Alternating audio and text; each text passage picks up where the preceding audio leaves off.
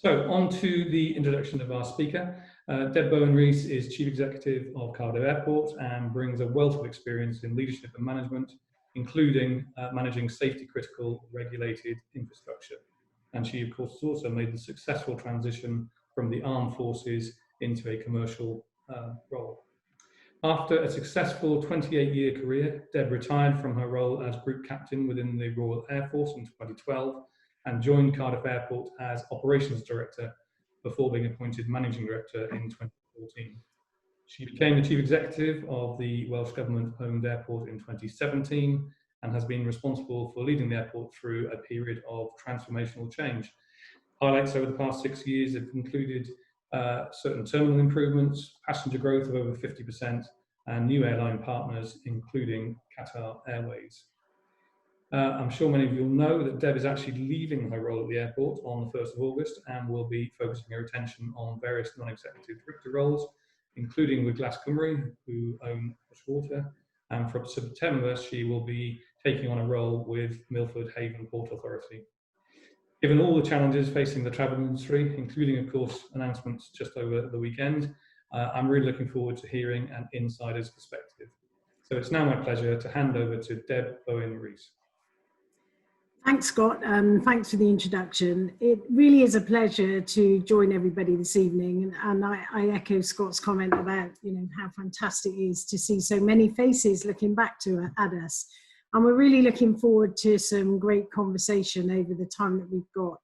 As Scott mentioned, Spencer is with me. Many of you will know Spencer. He joins me tonight as he eases into his new role as our interim CEO, and he'll be joining me for Q&A sessions later. What I'd like to do over the next 15 minutes is to talk initially about the impact that the response to the COVID-19 pandemic has had on the airport sector as a whole. Then I'll update you on what that's meant for us at Cardiff Airport, both in terms of our immediate response and also how we're setting about bringing the airport back, to bringing the business back as flying operations slowly resume.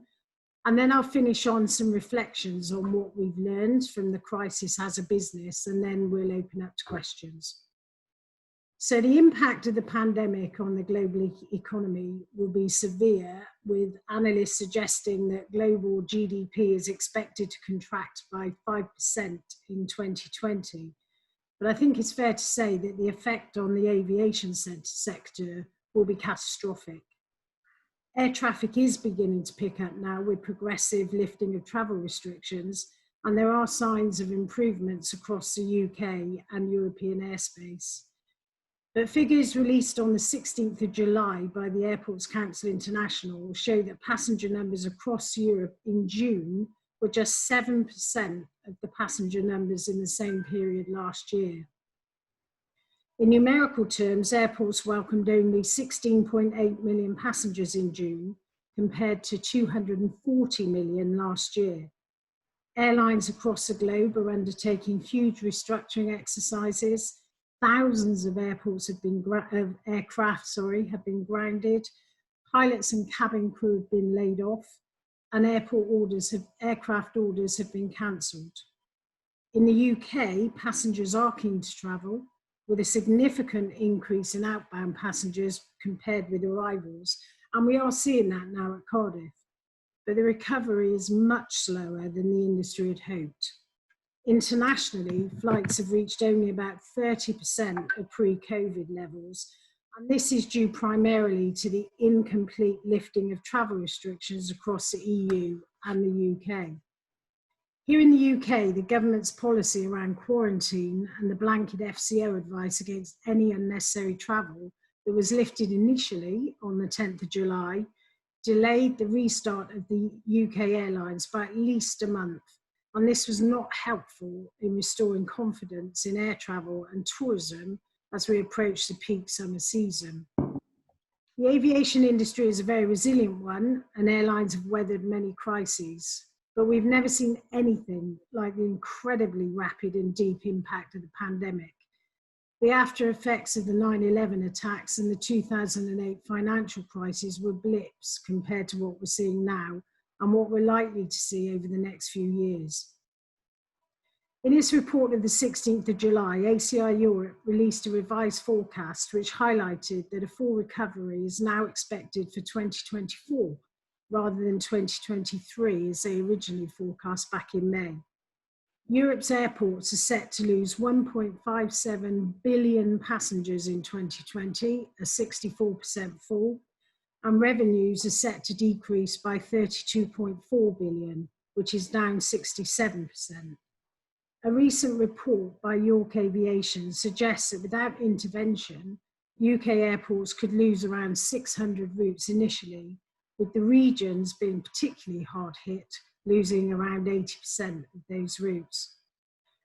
So looking at what that's meant for us at Cardiff Airport, we've had no commercial passenger services between the end of March and the beginning of July. But we made the decision early that while we would close the terminal, we would keep the airfield open, as it was vital as a key part of our national infrastructure that we were able to support any essential flying that still needed to operate. It was also critical that we maintained our regulatory compliance and were able to ensure the safety and security of the airport site over the lockdown period, and particularly so that we were in a position to immediately facilitate passenger flights as soon as airlines were ready to restart their flying operations. And over the lockdown period, we handled a large number of freight flights from Cambodia and China, bringing over 6 million items of PPE directly into Wales for the frontline NHS and care teams, and we're expecting more of those in the coming weeks. We supported essential business flights, medical flights for the NHS, and training flights for the military and emergency services. And we've also provided parking for around half of BA's grounded Bowen 747 fleet, which sadly has now been permanently retired earlier than planned as a result of the crisis. So while all of this activity has generated some very welcome revenue, we, along with all airports globally, needed financial support to manage our cash flow through the period. And in the absence of any bespoke support package from the Treasury, we were able to reprofile our existing commercial loan with the Welsh Government, which enabled us to utilise a facility earlier than planned. And we also made maximum use of the UK Government's job retention scheme, with just over half of our team furloughed throughout the period. I was also really proud that members of our team were keen to support the national effort with some really great examples of community care and volunteering. This included 32 firefighters from our Airport Fire and Rescue Service, forming part of a team of around 55 firefighters, providing fire cover for the Dragon's Heart Hospital in the Principality Stadium. We had team members volunteering in their community and others raising significant funds for local charities. During the pandemic, we undertook a number of surveys with our customers looking at leisure, business and educational travel needs as we come out of the crisis, as well as understanding better what safety measures would give travellers more confidence. The results that we got back gave us a really good picture of what our customers were feeling about getting back into travel by air. Respondents showed a strong demand for leisure travel, but indications were that business travel will not return in the same way, at least in the short term, and we'd be really interested actually to get your feedback on that tonight. We're now slowly seeing the return of commercial operations. Ryanair began flights to Barcelona, Faro and Malaga in early July. Vueling have just relaunched services to Alicante and will be operating Palma and Malaga flights in August. KLM resumes their Amsterdam hub operations from the 3rd of August. TUI will be operating a number of departing flights from the 1st of August, increasing later in the month. And Qatar Airways services are on sale currently to commence on the 26th of October. We expect, though, to only see around 1/5 of the passenger numbers this year that we handled last year, which is a common figure we're hearing from colleagues in airports across the UK. All of this demonstrates that the effect of COVID-19 will be long felt by UK airports, and it highlights that we face a tough road to recovery over the next couple of years. When I wrote this last week, I said that it's not all doom and gloom. We're hearing a sentiment of strong desire for international travel in particular. Load factors on all the services operating out of Cardiff over the last couple of weeks have been picking up. And I did say then that we expect this to continue as travel restrictions are gradually lifted and the list of quarantine-free destinations gets longer. But since then, I'm sure you'll have seen, as Scott mentioned over the weekend, that because of a spike in infection rates, Spain, including the islands, has been removed from the air corridor list, and travellers will now have to quarantine for 14 days on their return to the UK. So this has been another huge blow for the travel industry over the weekend. We've seen TUI already cancel Spanish mainland flights until August the 9th, and it will undoubtedly hit people's confidence to travel well into the peak summer season. So we shall have to see how that plays out over the next week or so.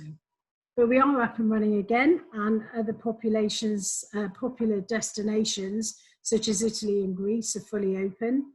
And to prepare for this, we've been working with all our partners at the airport to ensure that all our team feel confident at work and our customers feel safe when travelling with us. We've done a comprehensive COVID risk assessment and have gone over and above the guidelines from both the Welsh and UK governments. We have all the necessary measures in place, including enhanced cleaning regimes, protective screening, social distancing measures, and we ask all our customers to wear a face covering while they're in the airport environment. So giving customers confidence in travelling through the airport will be key for us over the coming months. As we've done during the pandemic, we're looking at ways of increasingly diversifying our operation to look at wider revenue generating opportunities, including freight and other flying activities such as flight testing and training. We're also continuing our focus on how we can operate in more environmentally sustainable ways. For example, we're in the process of installing a 2 megawatt solar farm on the south side of the airport, which will save over 20,000 tonnes of carbon over the lifetime of the project and generate over £1.5 million in savings on our electricity bills. We've also, amongst other initiatives, increased our use of electric vehicles on the airfield. And finally, what have we learned from the crisis and the way that we've handled it? Well, first and foremost, it's reinforced for us the need for strong leadership at all levels of the company. Clear, consistent, and timely communication has been absolutely key. We've shared regular video messages from me and other directors with the team. We've had daily calls with the directors and senior leadership team. And all of our managers have had regular calls with all of their people, including those who have been furloughed. But we've had over 50% of our team furloughed, around 40% working from home, and just a core team at the airport handling the few flights that we've had and doing the necessary activity to keep the airport safe and secure. So it's been vital to ensure that everybody has still felt part of the team and that everybody has had a clear understanding of what's happening and why it's happening. And most importantly, to know that we're still concerned about their welfare, even if they were furloughed or working from home, that their jobs were still secure and that they would still get paid. As an operations and safety focused business, we're very experienced at planning for special events or for a response to a crisis or an emergency, but we've never had to do it remotely before, so we've had to adapt to that. The airport team have been incredibly resilient. They've risen to the many challenges that we've faced over the past few months. We've shown fantastic adaptability in the way in which they've got used to the new technology that our IT team deployed in just under a week back in March. Overall, we've learned different, more flexible ways of working, and we'll build on that as we return to the new normal over the coming months.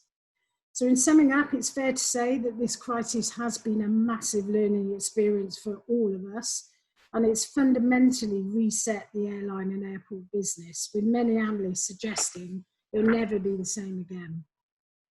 Aviation has suffered an unprecedented blow and remains highly precarious. But airports are a vital part of the national infrastructure and play a huge part in the government's ambitions for us to return and to remain a thriving global trading nation, particularly in a post-Brexit environment and the levelling up agenda. There are signs of recovery, but it's evident that the sector will continue to require support for some period of time. At Cardiff Airport, we are very fortunate to have the strong support of our shareholder, the Welsh Government. And in a recent statement, the Economy Minister stated that Cardiff Airport is in a significantly better place than other regional airports in terms of debt, and confirmed that the Welsh Government are working with us to determine future funding requirements. He did, though, also note that the UK government is in the strongest position to provide financial support for the aviation sector and to provide a bright future for regional airports. We agree with this statement and have joined colleagues across the sector in urging the Treasury to provide a meaningful package of support that would enable the UK's aviation industry to recover from the worst crisis in its history. And now we'd be happy to take questions. Deb, thanks very much for that. As we all thought we would be, really informative, and I can already see my screen filling up with questions, which is great. So I'm going to pretty much take them in the order that they've been received. And the first one in was from Robert Chapman. And his question is, the IPCC says that we have 10 years within which to prevent catastrophic climate change vis-a-vis increased global temperatures. So thinking about future generations, what do you think is the timeline for aeroplanes operating without using fossil fuels? Shall I kick off that one, Spen? I'll say Spencer and I will be sort of leapfrogging in the answers. Well, I think this is a huge focus and priority for the aviation sector as a whole. And I think, you know, the crisis and what's happened in response to it has sharply brought it into more focus. The airlines in particular are acutely aware of their responsibilities in terms of the climate emergency and looking at more sustainable ways of operating aircraft.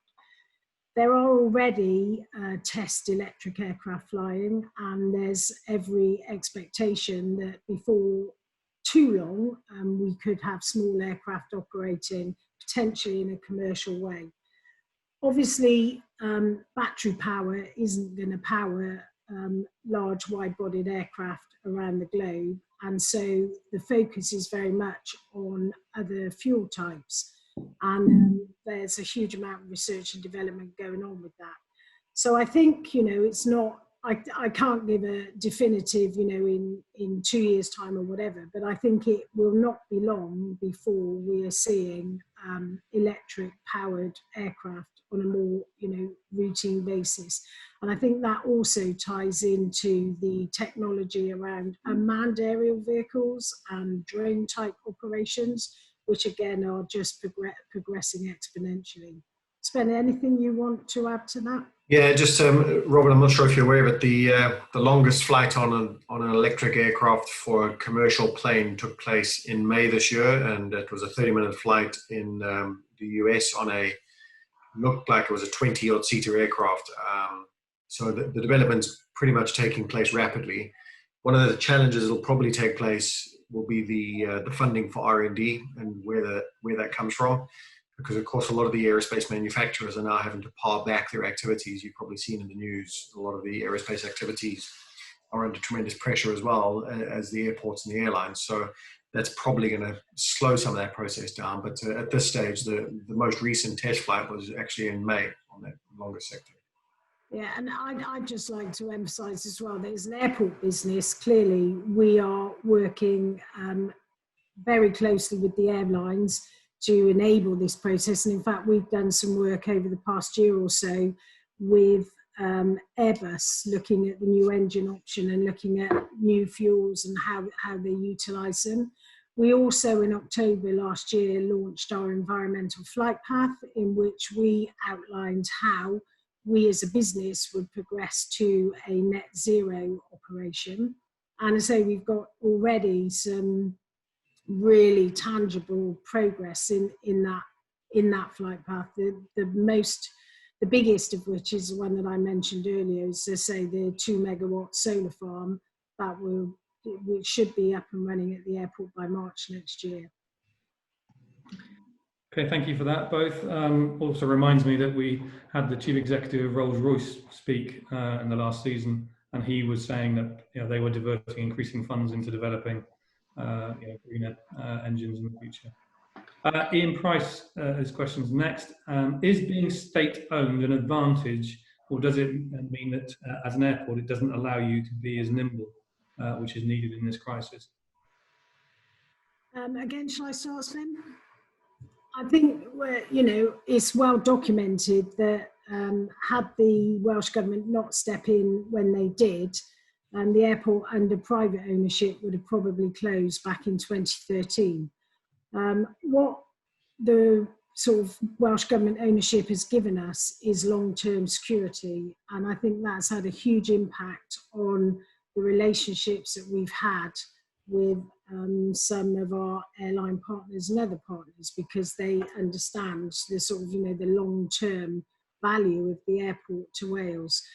Where it's very difficult is in terms of state aid legislation and how that impacts on the Welsh Government's ability as a shareholder to put funding into the airport, and that has caused us quite a lot of discussion over the last few years in terms of how we progress in a way that is compliant with state aid. So Spen, do you want to talk a bit more about the relationship with airlines? Yeah, it has been a fundamental factor, and it's a great question. We've had a lot of dialogue with airlines over the crisis period, particularly early on in March and April, where there's been a significant concern from the airlines, who themselves are actually investors in a marketplace that they invest millions into putting their services on, and for them to be worried about getting the return on their investment in the long run because the facility they operate to or invested in may no longer be there, was a significant concern. Thankfully, no airport in the country has closed indefinitely at this stage, which is a good sign. But it is massively challenging because, ultimately our businesses are such that they're driven by cash flow, and, we need the cash to ultimately pay for the costs. We've got some really high regulatory costs that we have to service. But actually, when we've spoken to the airlines directly and we said to them, look, one of the benefits you've got with keeping your investment in Wales is the shareholder is the Welsh Government, and ultimately they look at anything we generate as being back into economic value to Wales. That actually resonates very well with the airlines, including the airlines like Ryanair, who are actually notorious for being hard on the supply chain. But it also resonates with the five-star airlines like Qatar Airways, who actually value the support there as well. Okay, thank you. One that I know you have answered many times in the past, but I think it's worth airing. It's from Linda, and many Welsh people fly from Bristol because it's often cheaper and there is a bigger choice of destinations. What can you do to improve the choice from Cardiff? I'll take that one, Deb. I was going to say, this is your area, Spen. I think improving the choice from Cardiff is obviously the priority for people living in our marketplace. It's about giving people the choice to want to fly from Wales, the nearest airport for most people, and also for supporting the airport that we've all been able to have the government invest in. Ultimately, it comes down to economics for carriers, comes down to their viabilities. We've got a significant competitive position at Bristol, where EasyJet's got a very, very, very strong base. We've courted EasyJet for many years, asking them to, operate at Cardiff as well as Bristol, similar to what they do in Liverpool and Manchester, similar to what they do in Glasgow and Edinburgh. So it's not unheard of for EasyJet to do it. But they've been very, very vocal with us, saying that a third of their customers in Bristol come from Wales anyway, so why would they bother with that investment? So that leaves us in a position that we're constantly courting other carriers too, and trying to get a carrier that's going to be able to make money doing the routes is the important part. And we've seen with Flybe, for example, they just literally went out of business just before the middle of March, and COVID was a major catalyst in that. But actually, they were struggling for a number of years to be viable on all of their routes out of the UK. So when we're trying to convince people to actually take on these routes, ultimately it's back to the point that they as investors are looking at what's the viability on that and what's the opportunity cost versus another market they may choose. So that's fundamentally what it's down to. And for us, it's about convincing these airlines to take that business opportunity with us and invest with us. It's going to be a lot more acute now because we need to actually repair the business as it was first and then try secure new flying afterwards. So it's going to be a significant challenge, but it's certainly not one we're not up for. Okay, thanks, Spencer. I'll do a couple of quick ones if we can, because I've got a lot of questions piling up here, which is absolutely great. So first one's from Chris Birch from House Estate Agency. He wants to know that given the huge spike in the number of short break bookings, in his case in holiday homes in West Wales, if these shorter breaks, UK breaks, are preferable, could we look at looking at intercity flights? This will also be beneficial for business clients who work from home and just want to. That's a really important discussion for us, and it's something that we in particular, as one of the smaller regional airports, have with the DfT and the UK government on a regular basis. I think the government made a sort of promise back in January around the time of the Flybe problems that they would undertake a review into regional connectivity. And we've been pressing for that to include region-to-region connectivity and domestic short, intercity travel is a really important part of that. And we've seen over the years that that is an important part of our market. And it's something that, we're definitely pressing the UK government to work on as one of their responses to the COVID crisis, in creating a framework within the regions that makes it more attractive for some of the bigger airlines to step into the routes that Flybe and the other airlines are having difficulty filling. Okay, thank you. Ralph Robinson's asked, thank you. Since airport footfall is significantly lower than pre-COVID levels and likely to recover gradually, which you said, do you have plans to repurpose any of your physical footprint to generate other sources of revenue? Yeah, and that's been a huge focus for us. I think, it's been a long-term focus for us even before the COVID crisis, actually. And if you look at our master plan, which was launched back in October, I think 2018, an important part of that master planning was around diversification of business on the airport side and making sure that we can get, the maximum return from the assets that we have. During the COVID crisis, we've been doing a lot of work with the NHS in particular, and we've supported a number of large freight flights. We've also facilitated training done by aircraft operating on behalf of the NHS, and we've been doing a huge amount of support for military flying and training and testing. So we had a sort of start in that process last year, Spen, with Global Trek. Yeah. It's a fantastic organisation that now set up on the south side of our airfield, working alongside Signature, supporting business flying, and also a lot of transatlantic flying that needs to refuel before going on further. So it is a huge focus for us, and it is something that, over the next few months, I'm sure Spencer will be focusing on as he sort of puts into place our planning for the recovery of the business. Okay, thank you. One from Nigel Payne is, what input have the Cardiff Airport team had with UK and Wales government officials as to the support for US-UK trade agreement as to Wales's focus on trading with the US and sort of improving business connections? Do you want to take this one, Deb? Yeah, Spencer's done a huge amount of work in the US, spends an awful lot of time there, and he tells me he's doing important business, so I'll let him pick that one up. Thanks for the question, Nigel. It's been a long, progressive challenge for us trying to secure services to the US, and we've been working quite hard with the Welsh government teams, not only in the UK but also in the US offices. Over the years, to actually make sure that we press home with the airlines the opportunities for picking up service. Ironically, now is the wrong time for that because the US has massively retracted in terms of transatlantic service, but there's a long-term aspiration for us to emulate what we've done with Qatar and secure a hub service to the US. That said, in terms of the direct discussions regarding the current discussions around the US-UK trade agreement, we haven't been that close to that.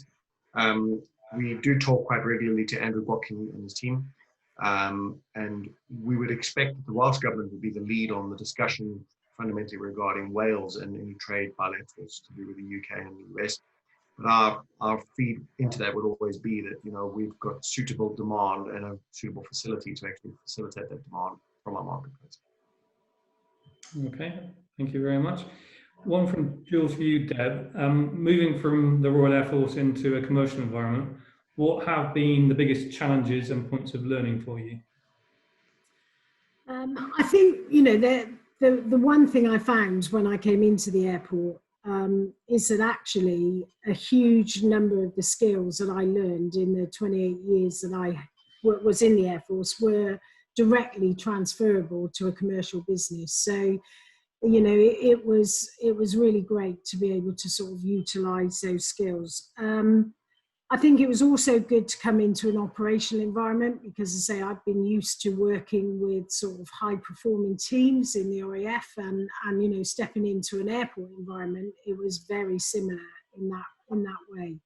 Now, the big lessons for me were obviously around the commercial operation and how that worked. I mean, you know, when you run a cost centre in the Air Force, you're given an amount of money and you spend it. You're not actually making money. And so, you know, that was something that I had to, you know, get my head around very, very quickly. I think also, one of the key things I learned very early on was that there is a difference in how you lead and manage teams in the Air Force in terms of management style. In a military environment, you can be a lot more direct. You know, it's a very hierarchical organization, and I think, you know, when you operate in a civilian environment, you really have to, you know, nuance that and use leadership in a very different way. So I did have a few early lessons early on in terms of, you know, that management style. But generally, I think for me, it was quite a smooth transition. And I think, like I say, coming in as the operations director was a really good place for me to start. Scott, do you mind if I just add something to that? It was obviously I've been on the development process there.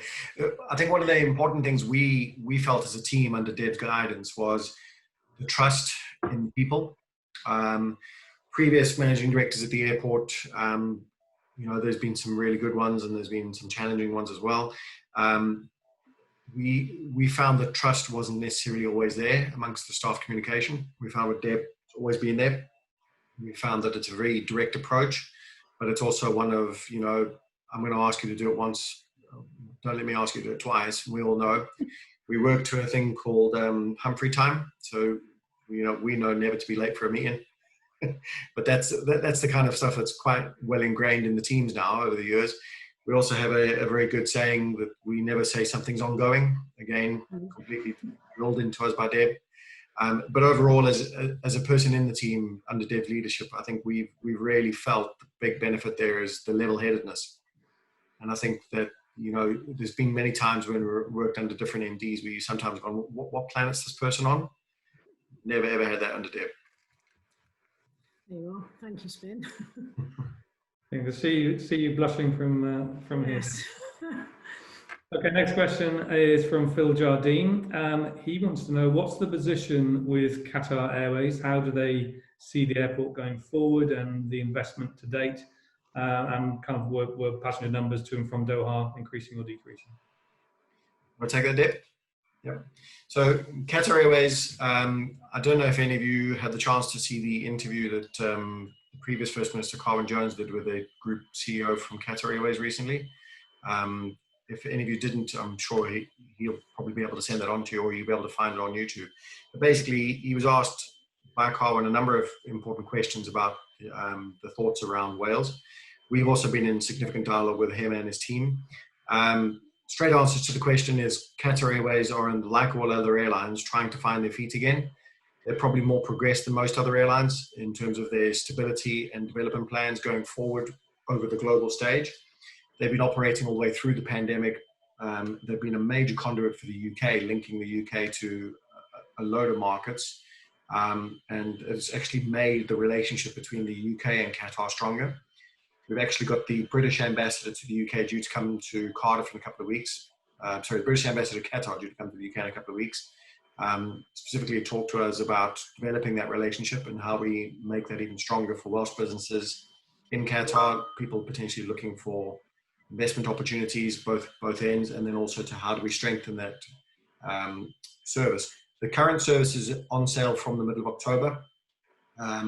Prior to the crisis, the service was developing pretty rapidly. We were seeing significant strength of connectivity. We'd seen amazing growth in market share from our marketplace, where people who were historically traveling down the M4 to London to take flights had actually switched. And the biggest market growths we'd seen were to South Asia and to Australia.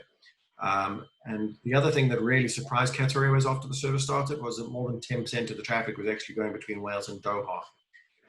Which showed a good promise from that perspective. And then there's been anecdotal benefits.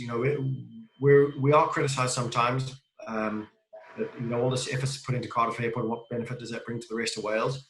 But we did get some intelligence the other day that after all the trade missions that have been taking place and companies have been setting up business engagement down in Doha, that a company from North Wales is actually exporting lamb directly into the supermarkets in Doha as a result of these trade missions. Lamb's not necessarily being exported from Cardiff Airport, it's going from Manchester, but that makes sense logistically wise. But it's interesting to see that companies in North Wales are also benefiting from this blossoming relationship between Wales and Doha. Okay, next one. They're still flying in, so as long as you're okay to carry on. David Ainsworth would like to know, do you think there will be more collaboration between Cardiff and the smaller Welsh airports or UK airports in order to help pool resources and cut overhead costs?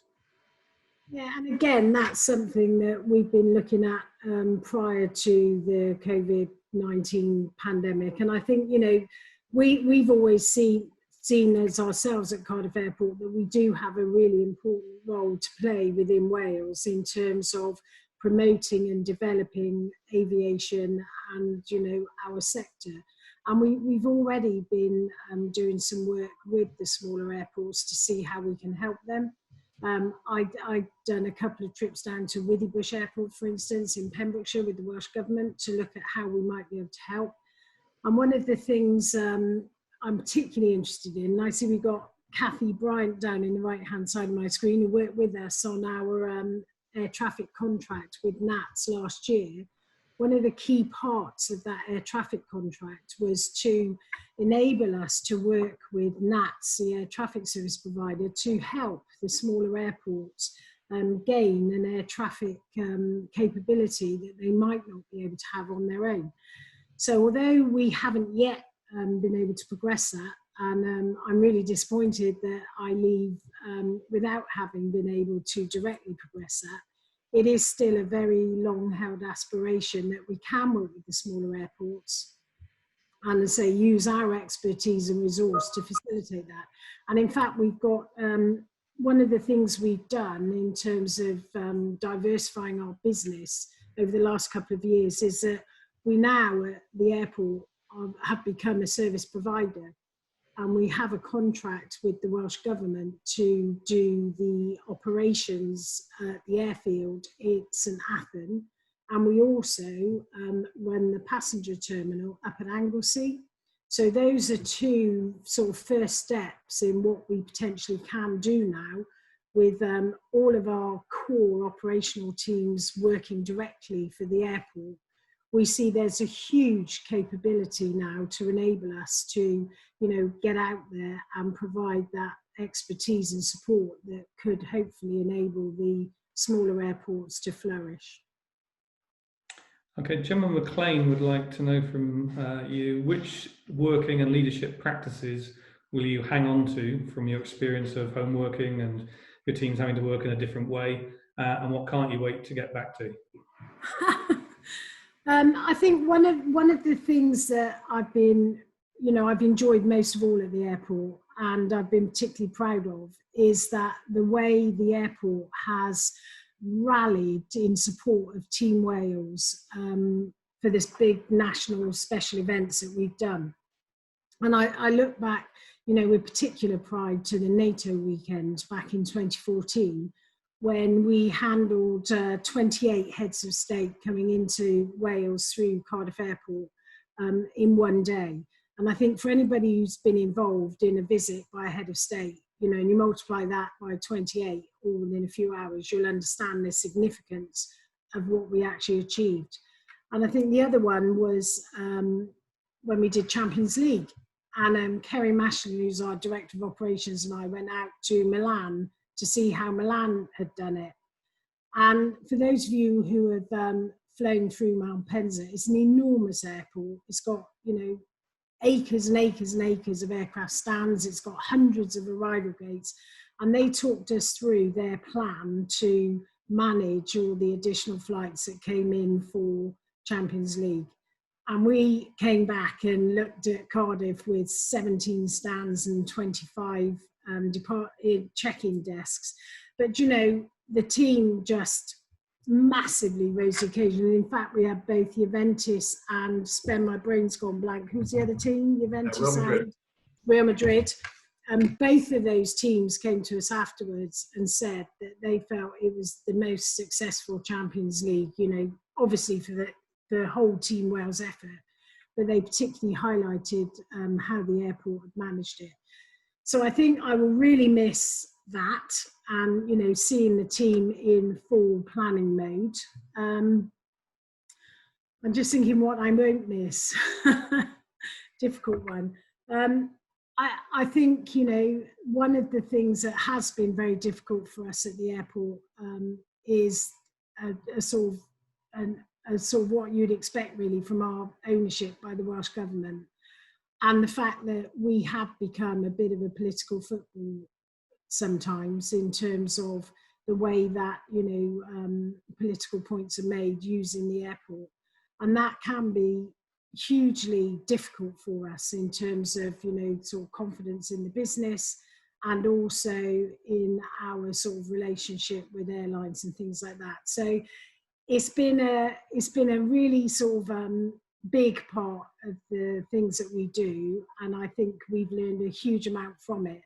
But it does make, you know, it very difficult when we are, you know, we've spent the last 6 years building confidence in the business. Okay, I'm just going to do the last few, which I think will be quite quick answers anyway, and then we'll wrap up. Paul Thorburns just asking, is given the apparent success of using this medium of Zoom and Teams and what have you, to what degree do you think that will be a barrier for overseas business travel developing? So it's going to be a really interesting one, Paul. We're expecting it's going to have an impact definitely on the business purpose travel, and in particular where it's going to be for internal meetings, where a lot of people have traveled for internal business meetings. In the past, that's probably going to be pared back a bit. I would have thought that's going to be concurrent with the budget cuts.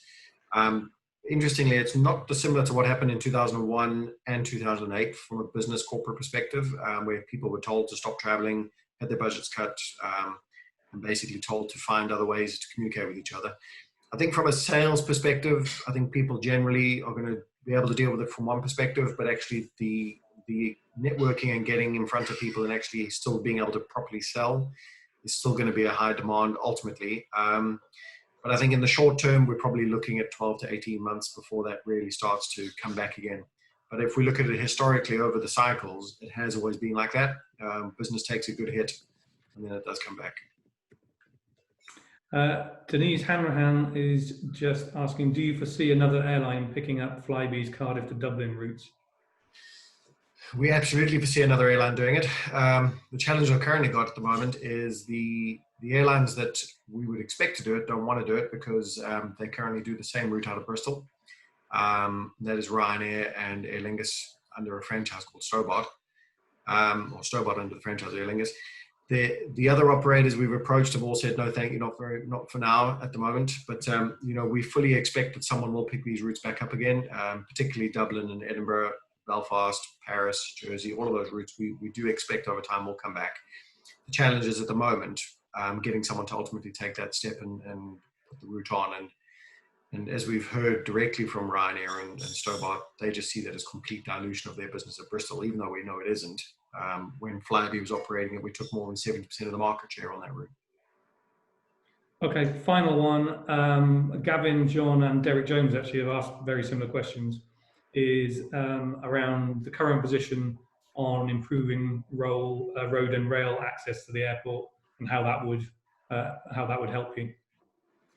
Yeah, and again, that's a really big topic for us, really, surface access, and how an improvement in that can really have an impact on passengers coming to the airport. The AOA, the Airport Operators Association, did a study a year or so ago that said if you can improve journey time to an airport by 5%, you'll increase passenger numbers by 2.7%.